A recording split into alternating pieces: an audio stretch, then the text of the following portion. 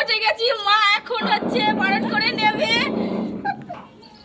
এ হচ্ছে আমার বর। তো কেমন লাগছে আমার বরকে, শ্বশুর বাড়ি এসছে এই লুকে, তো কমেন্ট করে জানিও। আমার বাড়াবে না তো, তোমাদের দাঁত মত বেরিয়ে যাবে। এই যে মিষ্টি, ওখানে বসো বসো বসো, সামনে ভালো কথা। এগুলো এগুলো দিয়ে কপালে ঠাকান, আমটা কাঁঠালটা। এই আম ঠাকাবো? হ্যাঁ হ্যাঁ দিব।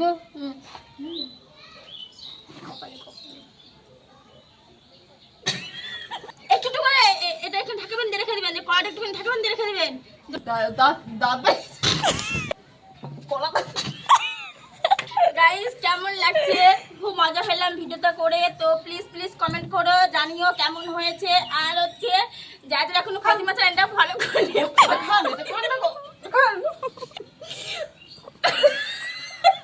আমার বর, এটা আমার বর। তো গাইস কেমন হয়েছে